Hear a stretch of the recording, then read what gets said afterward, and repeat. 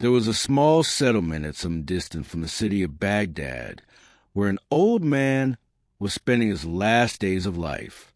He was a quiet and tired but wise man. He had 5 sons. The eldest of them was Yusuf, who was a landlord. Yusuf used to work hard in the fields all day, decorate the land, and take care of the crops. But sometimes he used to get bored while serving his father, and used to think in his heart, that when will this responsibility end? In the evening, Yusuf used to return from Quito. His old father, Hakim, used to silently feel the tension of his son. Hakim had immense love for his son in his heart, but he used to just lower his eyes without saying anything. After some time, Hakim started feeling a change in the attitude of his son Yusuf. He knew that Yusuf was burdened by his tension and responsibilities, and perhaps he started feeling that his old father has now become a burden for him. Yusuf's rude behavior started troubling his father, and he wanted to spend the last phase of his life peacefully, but Yusuf's indifference made him sad. After some time, Hakim called Yusuf near him and said, "Son, I know that the burden on you has increased. Do not worry. I will not stay with you for long. After 2-3 days, I will go to my other son. You concentrate on your work and life. Do not worry for me." Yusuf remained silent for some time on hearing this. A slight wave of regret arose in his heart, but no harsh or restraining words came on his lips. After spending some days, the old Hakim left Yusuf's house and went to his second son Farouk, who was a successful man and had no dearth of wealth.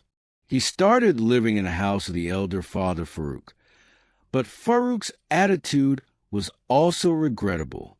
For Farouk, the work of business was more important, while his wife always ignored her father-in-law and did not even bother to talk to him. Hakim used to sit quietly in a corner all day long, carrying the sorrow of the changing love of his sons in his heart, but never spoke his pain on his tongue. Old Hakim's time was passing with sorrow. One day Farouk, influenced by his wife's words, said to his father, "Baba, you should help me in my business so that I can also benefit from your presence." Hearing this, the old Hakim remained silent. His bent back, weak hands, and stretched body were testimony to the fact that he was no longer capable of any hard work. But he did not feel bad about his son's words, because he knew that Farouk was looking at him only from the perspective of responsibility and not love. Tired of the old father's pain-filled pleas all night, Farouk's wife said, "This old man is troubling us even more. He has other children, too. He can spend his life there, too." Farouk was also a very caring man. He said to his old father, "Baba, if you are troubled, it is no big deal. If you want, go to the other son. You will live peacefully there. I will also pay for your treatment. Don't worry." These words inflicted another wound on Hakim's self-respect. Farouk, instead of love and attention, spoke only of a suitable solution. There was no feeling of his presence. There was only the burden of responsibility which had to be borne. Old Hakim left Farouk's house and went to the third son, Usman. Usman was a hard-working farmer and worked on his land. He respected his father, but he also did not have much time. He used to be busy in the fields the whole day and came home in the evening and spent time with his wife and children. He never noticed his father's illness and the deep sadness in his heart. When Usman used to go to work in the morning, his wife would always ask her children to sit near her father-in-law and play with them. Hakim, who was shivering with illness and weakness, seeing this scene, would become a victim of deep sorrow in his heart. In Usman's house, the condition of his father kept worsening, and finally he left from there too. This time he decided to go to the house of his fourth son, Ahmed. Ahmed, who was a cheater and greedy person, was very happy to welcome his father. Ahmed's happiness was only due to greed and not because of love for his father. Ahmed had given his father a very special gift. He gave him respect and said, "Baba, you won't have any problem in staying here." With the passage of time, Ahmed came to know that his old father did not have any wealth, so he too started ignoring his father. Ahmed's wife considered her father-in-law a burden and did not serve him at all, rather troubled him.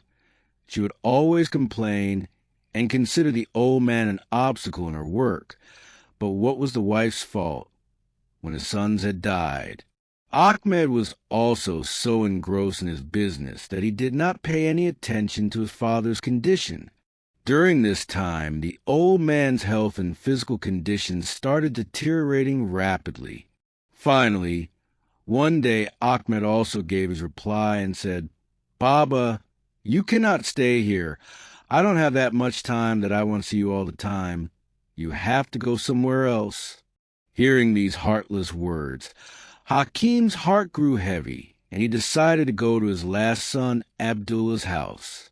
Abdullah was Hakim's youngest son, who was a poor and hard-working man.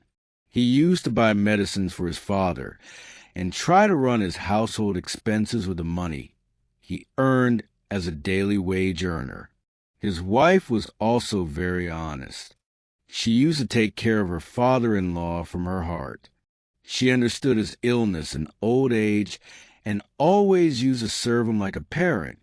When the old Hakim saw the love and respect between Abdullah and his wife, he felt happy in his heart and started giving many blessings.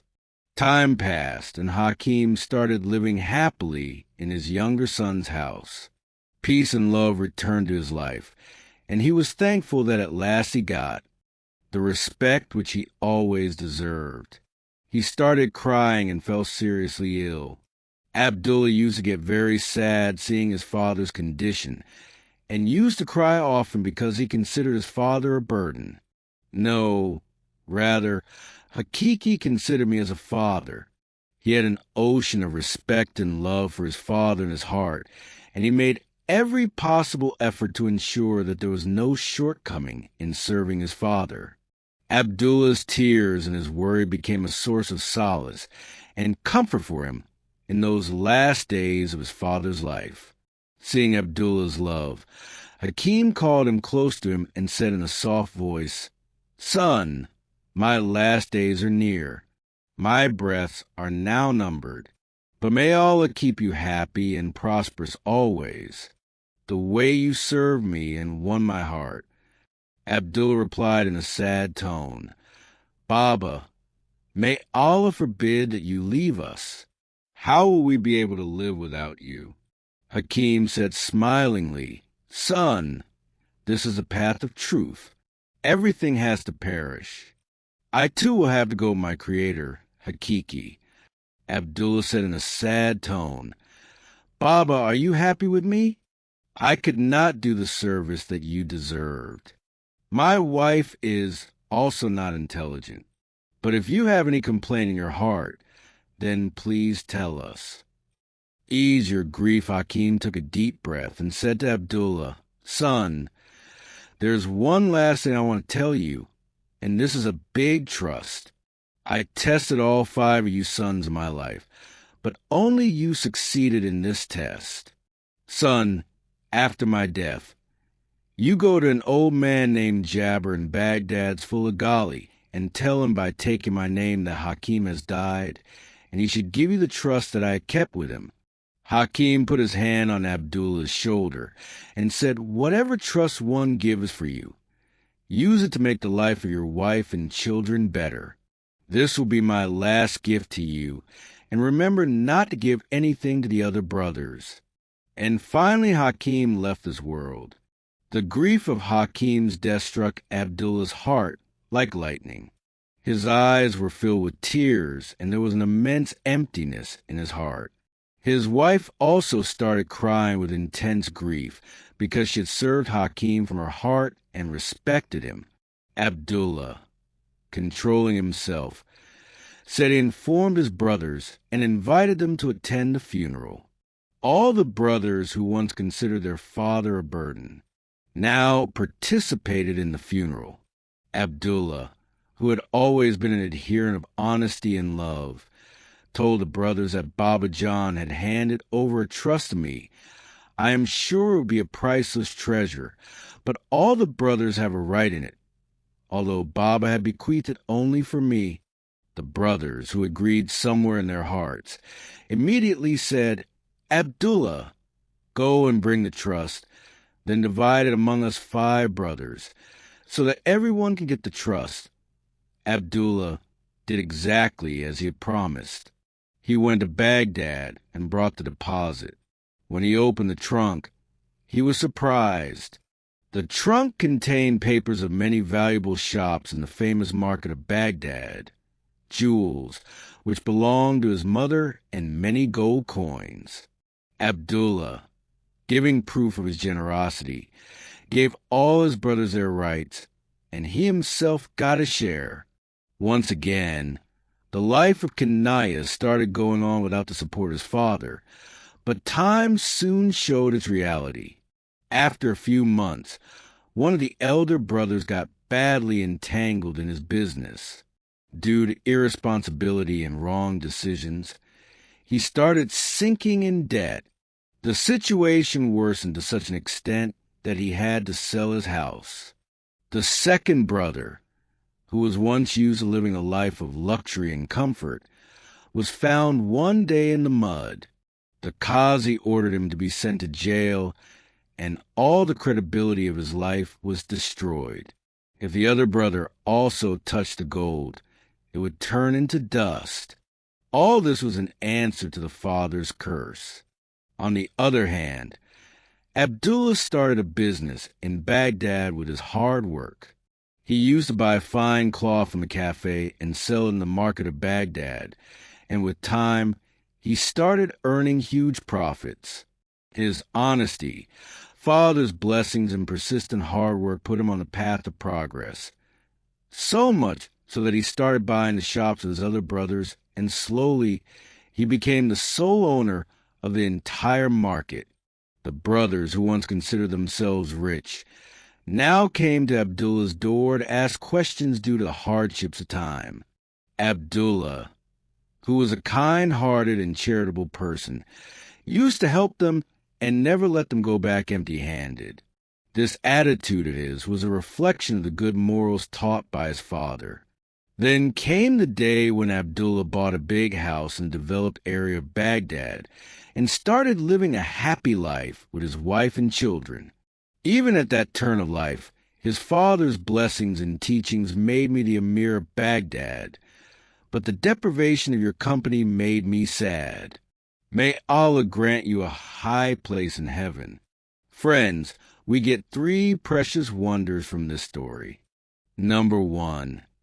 It is the responsibility of the parents to educate their children in the best way, so that they can not only become their support later, but also face the difficulties of life with wisdom and patience. Number 2. As a son, never consider your parents as fools, because the wheel of time keeps turning, and tomorrow you yourself can be at the same position where your parents expected love and attention from you. Number 3. Loving, respecting, and adopting a good behavior with parents not only brightens your future, but also becomes a cause of countless blessings in the end. No matter how the father is, it is the duty of the son to serve him, because his blessings are the biggest asset of your life. I hope you have learned a lot from this story. If you like the Sabak story and you like to listen to Majid Purani and Advice stories, then definitely subscribe to our and your channel Pure and Kiss. Like the video and definitely share it with your friends. Share your valuable opinion